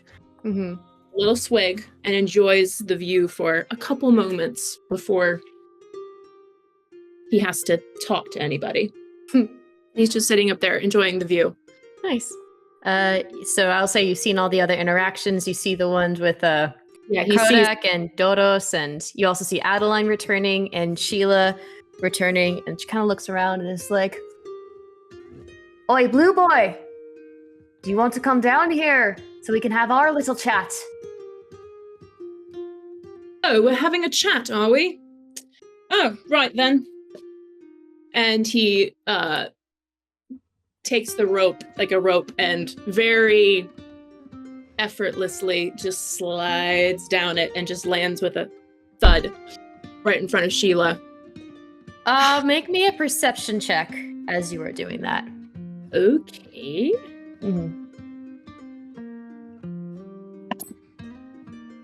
That's a nat 20. Lovely. Nat 20 for a 28. Yep. I'm just gonna try to see if this works. Of course, this dramatic bitch would get it. No, that's probably not gonna do that. No, that's definitely not gonna do it. Let the child fool you, dog.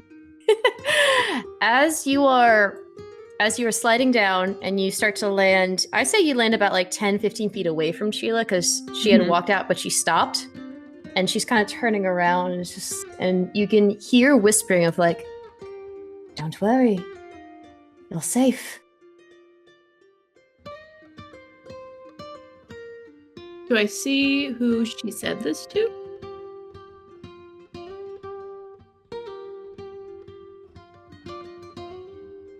But she turns back to you and is like, "Oh, hi there." He takes pause for a second, and he just asks, "Who's safe? Are we all safe?"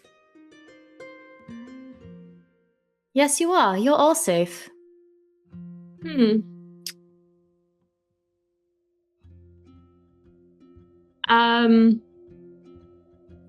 I'd like to think that I'm safe, but one never knows aboard a pirate ship, do they? That is quite true.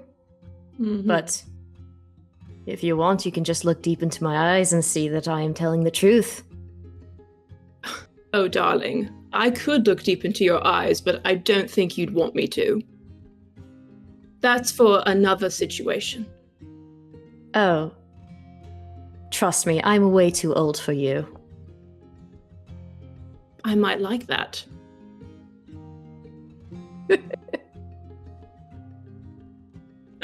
You know what? Maybe I was wrong. My turn to get red. maybe I was wrong. You may not act like him, but you do look a lot. I'm not going to lie. Him? Who the fuck is him? You dare to be rude, or do you want me to actually answer your question? Oh, apologies, darling. Where I'm from, the word fuck is as common as breathing. So, what do you mean, him? Who him? Give me a second. I gotta pull up some stuff. Gotta pull up some shit. I'm sweating. This comes from some... I want everybody listening to know that I'm not like this at all. I'm not a flirt in the slightest bit, so this comes from some deep subconscious part of me. It's the shirt. It's the shirt and the earring. I put the shirt and the earring on. I'm sweating. They possessed you. I love it. All right. Where is that information I'm looking for? I can't find it. Information. Don't worry about it. The power of pirate compels you. The pirate then compels you, my darling. No, just kidding. The power of piracy compels you to be a flirt.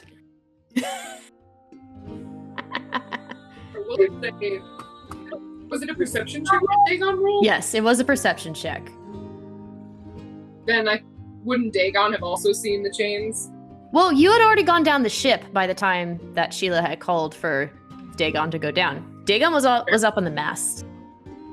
Fair enough. All right, so back to where we were. You had asked the question, who the fuck is him? And Sheila's like, let's just say an old friend. Not the one we're searching for right now, but someone I came across from time to time. And from what I could tell, he was someone of duty, but kind-hearted, and had his own secrets that he kept to himself.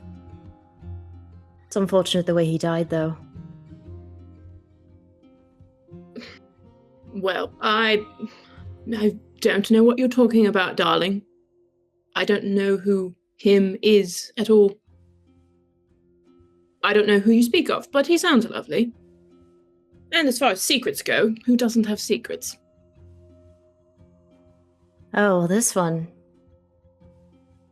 He had quite an interesting one. With a love affair between him and a council's wife. That is very interesting. Sounds like a book I might have read once. Huh. Yes. I bet that was a horrid love affair.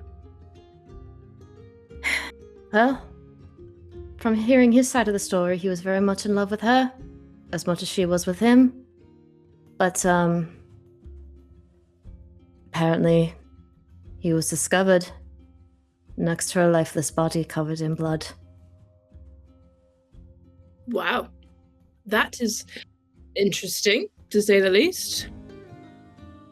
And then sent to jail for the rest of his days till his execution. But what's strange is that he never spoke up about it. He, wouldn't say anything. And that was not the man that I knew. I even tried to visit him at one point, but wouldn't see me.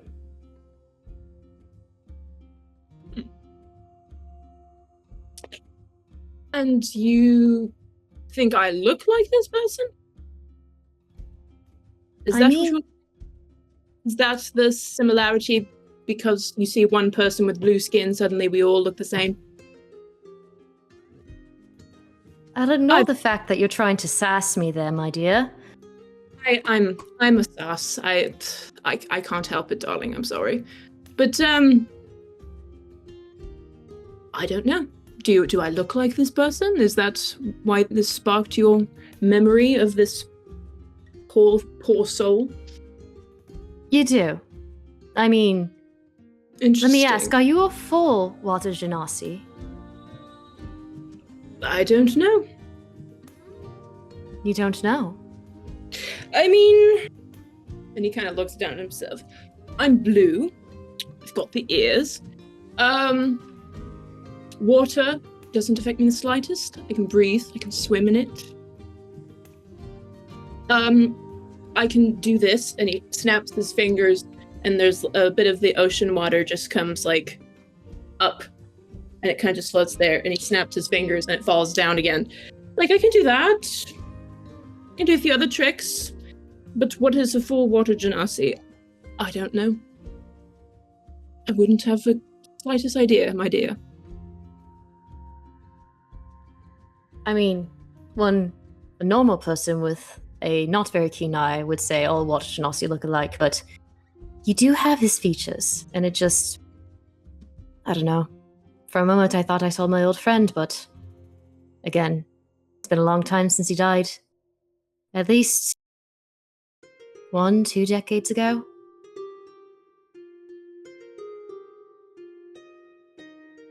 Two decades ago. Interesting. I'm seeing everybody like freak out. Like, what the fuck is happening? He's just kind of nodding for a second. Interesting. Well, I apologize if I brought up any bad memories of my lovely appearance. But I do not know who you speak of. It does not ring any bells for me. Where was this person living exactly? Well, first off, Why? never any bad memories. Never. Just was bad what happened to him in the end. Last I heard, he was sent to the prisons to where he was serving his time, and when he first served his council. A place called... Hold on. A place called... what's the name of it?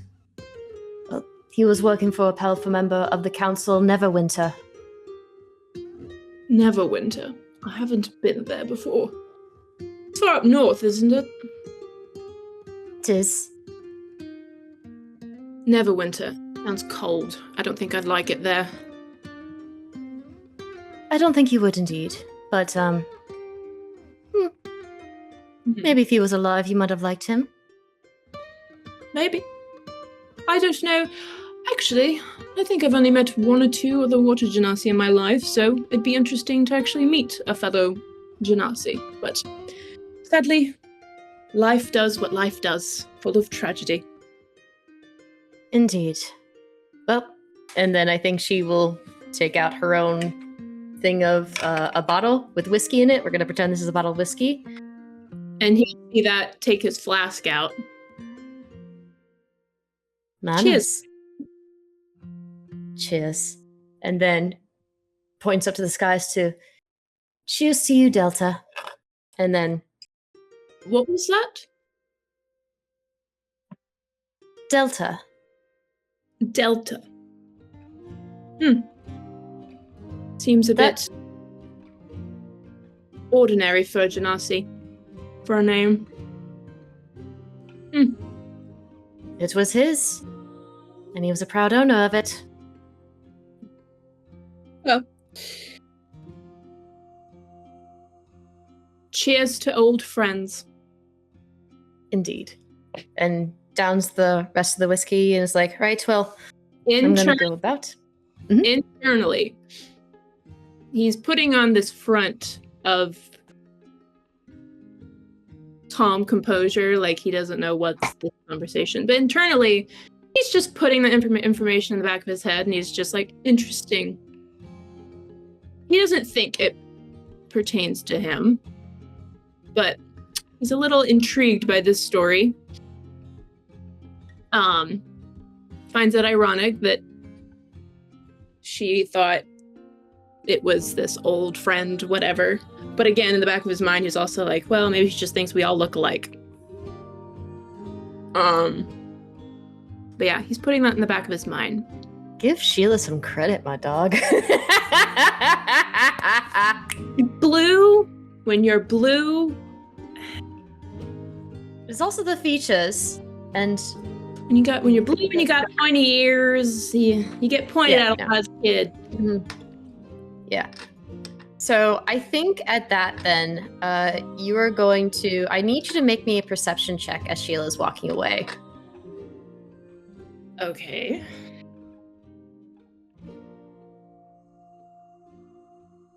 That's good. 27.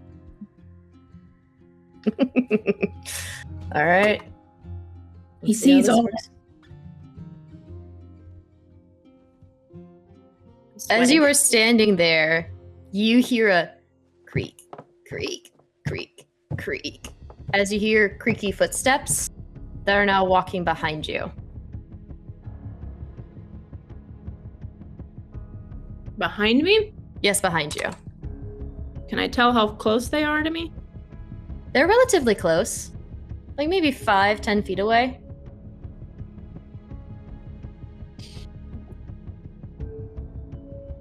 He is gonna take notice of it.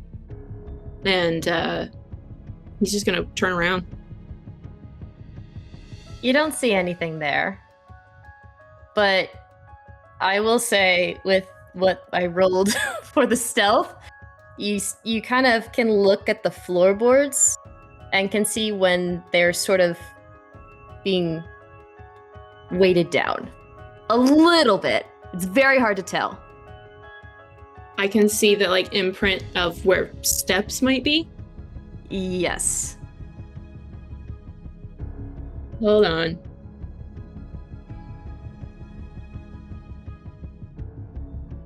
Checking of my inventory if I have anything, but Adeline. Everyone's freaking out and I love it. I know. I'm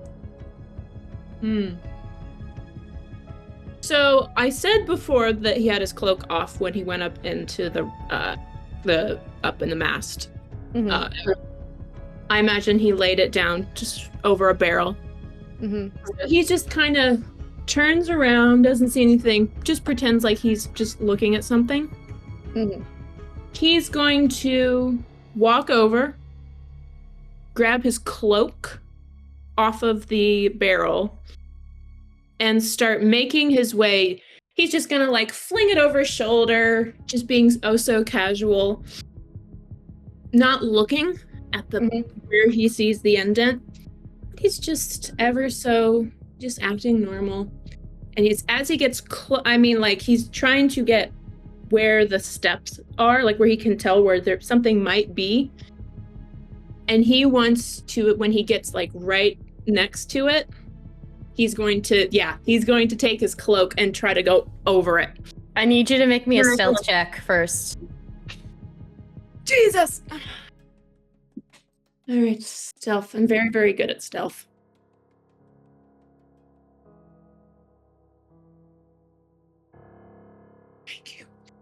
Thank you. 27. Do the ghost step sound like a hot chick? No, I don't need Dagon flirting with any more women. I mean, I gotta I need say, him flirting with me. I mean, Sarah, well done. Well Well done with flirting with Captain Sheila. Hey, you showed me that hero forge. I couldn't help myself. Yeah. All right. So right where we were. So you get as close as you can to where these steps are, and they just seem to be walking towards the middle of the ship. And you get right up, Ever so casual. and you just throw it over where you think this thing is. I'm gonna throw it over, and then I'm gonna tackle it to the ground. Okay, If you I- need to give me feel a grapple something. check to see if you can do this. And you're gonna have to get this is a grapple check at disadvantage because This is something you cannot see. Yes, disadvantage. What is that? Just like a athletics check? Is that what I'm doing? Yeah, it would be a strength check. Yeah, disadvantage. Okay. Son of a. Well, that's a nat 1. So then, the other one was a 19. Sorry. Let's just. But I did cover. Yeah, that's what I'm gonna say. My Here's arms the are. thing. So you go to throw to cover, but as you do that, you slip on a water puddle and you fall like face first. But you manage to look up as you see your cloak cover something briefly as it falls off, and then you just hear as it starts heading towards the living quarters. You said there was a puddle? There was a puddle that you slipped on, yeah. Wait a minute. Let me. And you fell to the ground. I'm going to, at that puddle, I'm going to cast Shape Water, and I'm going to freeze the patch of water where its feet were. Like, as soon as I hear it, I'm going to try to freeze it. Well, like, the puddle was behind you, and because of that nat 1, it got some Okay. I can shape the water and move it towards, and then freeze it. And freeze it, you say? Yeah, you can freeze it. Freeze water. Yeah, provided there are no creatures in it, and there wasn't any creatures in it when I moved it. So then I can freeze it. All right, hold on. I gotta check some stuff real quick. And at this point, everyone on the ship is like, what's that running around? And I will say, Craith, Adeline, and Kodak, you and Dodos will be Kodak, you will hear the bang from downstairs. So it's gonna take you a little bit of time to get up. But Lain, Adeline, and Craith, you are hearing this like running on the ship. And you see Dagon try to swish this shape of water and freeze it in front of something. And let me see. I'm gonna say you hear it kind of stop in front of the frozen thing, and then just go around it and start heading in towards inside the quarters. Inside where? And this whatever sound it's making is trying to go inside the ship. Like into the the captain's quarters? Yeah, into the cabins. Yeah, like that's where it's trying to go. Okay. I will say that in that time when you stopped it, you did get back up, but it's now like running around it and is going. And everyone's like, "Why the fuck did you just make this frozen water? What's going on here?" I don't even speak. I just take off. I just take off towards where I can hear the sounds of the steps and where I think they're going. Towards the quarters. And does anybody else want to try to do anything? Yell whoever is of my crew and around me, I'm gonna say there's some creepy shit. Stop them. I don't know. Go to the quarters. I'm just like, what? I don't even know what to call it at this point. Yeah. Mm-hmm. Yeah.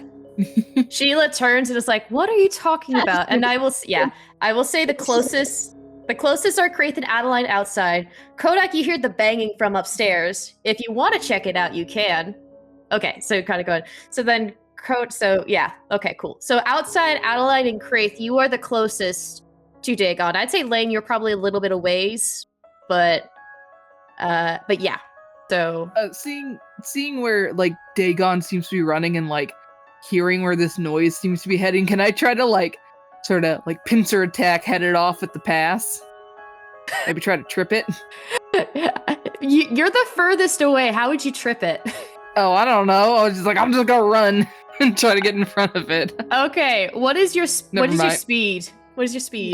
That's a good question. Let me find out. Your speed is key. Yes. 30. 30. Normal. Okay. Yeah. But I can run real fast. You can run after it. I don't know if you're going to be able to catch up to it in time, but Craith and Adeline... I can dash twice. you can dash twice. That's what also this thing's doing right now. So, Craith and Adeline, you hear the sounds go... coming close towards you as you had just Craith, you were by that barrel. Adeline, you had exited the quarters and were just around. What do you do?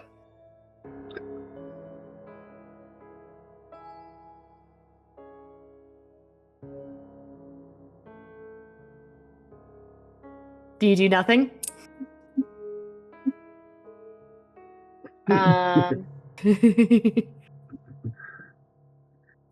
Okay. Craith, seeing the attempt at the ice wall and whatnot, will be leaned up against a rail or a barrel, whatever's nearby.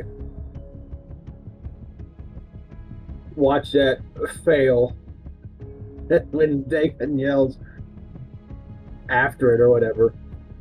No. I think you should try the ice trick again. It seemed to work so well last time.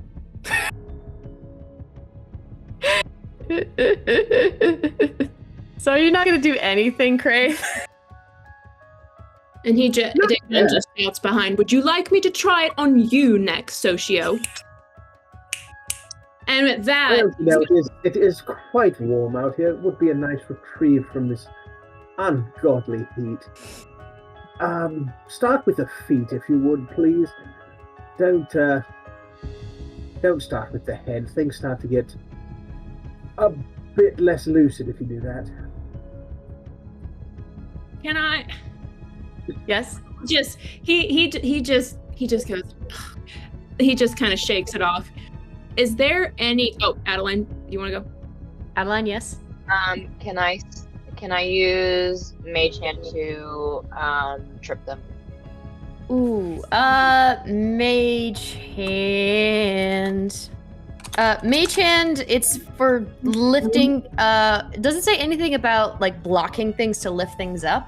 Blocking things and that kind of stuff, or it does?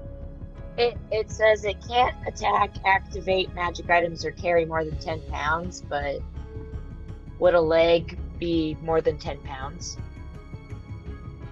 Yeah. I just want to anchor this ankle in place. The hand would just be like sitting there. Yeah, it would be standing there like an invisible tripwire is what you're gonna... Yeah. Okay. You can use the hand to... feet. Okay. You can use the hand to manipulate an object, open an unlocked door or container, stow or retrieve item from an open container, pour out the contents of a vial. You can move up. You know what? I'm gonna say sure that this is possible. Are you trying to trip it, or are you gonna put it at a certain point where you think it's gonna be to trip it? I said quarters. So You did say quarters. So they but know there's two doors. There's two doors. You don't know which one it's going to be going to. Well, probably a little bit further within a central point of where I think the person is running before they would make a decision as to which direction they would go. Mm-hmm. And I will say that your perception was so high, Dagon, you noticed that it's going for the right door where the noise is going. With that perception. Wait, which door did you say? The right one. The right. With that high perception, can I see this hand? The mage hand? Yeah, because I could do something if I saw it to help out. If there was a roll, I could do something to help out. Is mage hand invisible, or is it just... I'm trying to remember. The hand. It is invisible for some things, and not for others. It's spectral. Mm-hmm. I'll give this to you, Dagon, that you can see the hand. Let me actually see if this person sees it. Well, because what I was going to do was seeing that hand and maybe seeing Adeline cast it. I, as I'm running, will then also cast Mage Hand to get the other side. On one side. It's on one side. Hers is on one side. Mine's on the other. So, essentially, advantage. Like, we're giving ourselves advantage on. Okay. This. Yeah. Okay. All right. Taking your arms out from under the bed, yanking somebody by the ankles. Yes, Craith. Yes, Craith? Are the doors to the quarters open? Yes, they are. They're going inside, yeah. So Craith, with a sigh, will cast thaumaturgy on both doors and just slam both doors shut before it can go Nice. through. So without ever actually getting up, he'll just and both doors slam shut. All right. This is what's going to be interesting. So I rolled with disadvantage per perception, but it's still got a 16 altogether. Ooh. So I am going to say it's going to try to do, and I guess also with perception, would have seen. Did you say you just flick your wrist, Craith? Yeah, he's leaning up against whatever he's leaning on. Like, all right. And just All right. slamming the board. Okay. It's going to try to do an athletics check to see if it can jump over the mage hand and go through the door before your thaumaturgy activates, because it is dashing. So. That's not good. You hear a sound disappear, land, and then right before the slamming of the door. But you hear within a few seconds later, though, you then Hear a woman scream. Yeah. Gosh. you see one of the doors slam open as Kodak is clutching their arm like this, close to their side, and you see it kind of moving and squirming, but it doesn't seem to be like there's anything they're holding on, but it's moving a lot. Kodak's like, I got your problem. Gonna run, like double dash, run, knee slide, kind of like grab the legs. You grab the legs from underneath. Okay, Hold it from two angles. Dagon does a little bit of a double take, looking back from Kodak and back to the door where he just heard all the kerfuffle inside. And he's just like,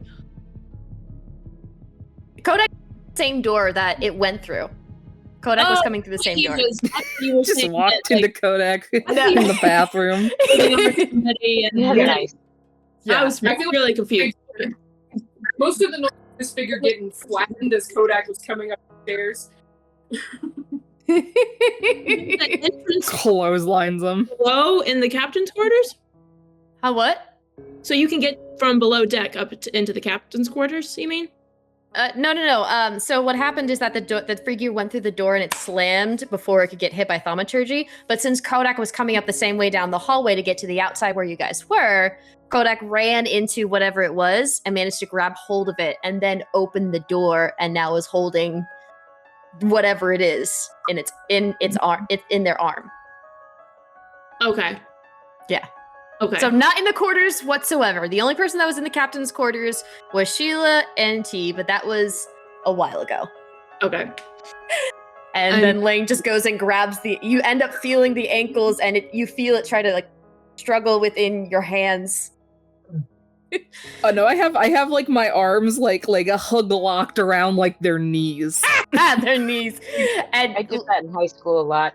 Mm-hmm. And you then hear all hear, let me go!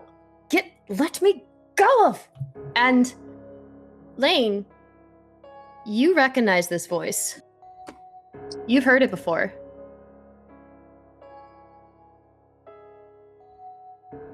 Ooh, where have I heard it at? Do you want to make a history check? Yes. Sure. Go ahead.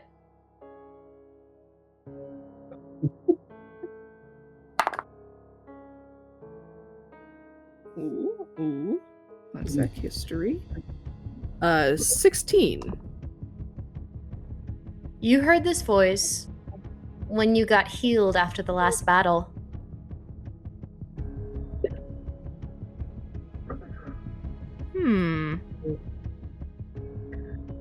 And at that point, Sheila's like, what the bloody hell is going on here? What is hearing that? And as they hear the voice be like, let go of me. And Sheila's like, hey, all right. Can you please put her down? She won't cause any more trouble. I think the fuck not. I think you're going to exactly who this fucking is. She was will. Or whatever, it was sneaking around, and I'm not really in the habit of sneaking around unless it's myself. Yes, I have to agree. Kodak, my big toothy friend, would you mind just taking a... Just dissuade them from doing anything else sneaky. You take a bite out of that lass, and I will throw you off my ship. You could fucking try. Oh, this is so much fun. I think Lain is gonna like let go, and then she's gonna be like almost like Jurassic Worlding, like whoa, like putting hands up towards people. It's just like, okay, wait. I think there's been like a misunderstanding going on, because that voice sounds familiar, and like I think they helped me after I got real fucked up earlier, so I think they're okay. Sheila turns to you, Lain. So how about we like calm down? Take down like 5 notches, y'all. Sheila turns to you, Lain, and says, "They helped you." I mean, I think so. She looks back to what Kodak seems to be holding. Mirage, did you in fact do that? It's silent, but you see Sheila raise an eyebrow and say,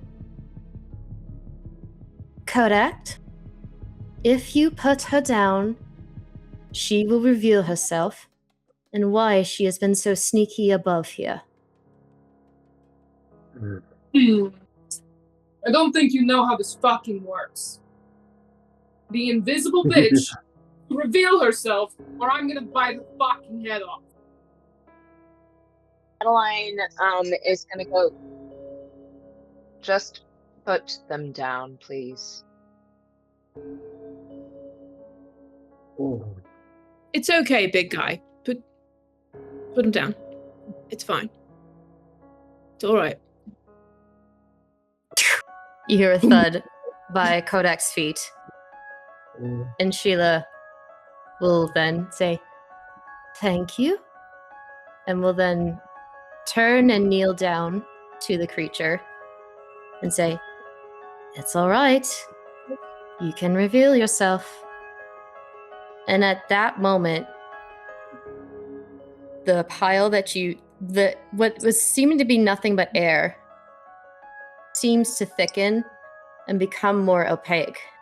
As you then see a crumpled up figure sitting actually on their ass, hurt from being dropped by Kodak, start to appear.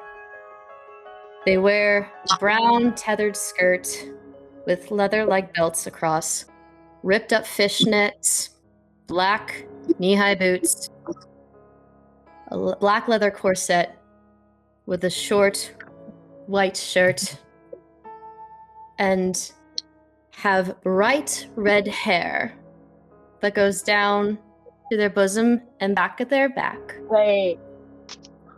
Bangs. Wait!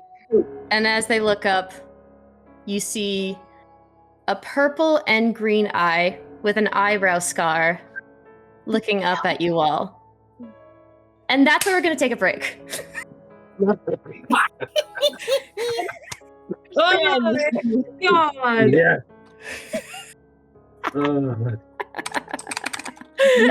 Like, is this the ice knife bitch? I'm like, of course it is. Who other sneaky bitches do we got on this ship? There's a lot more connections too. And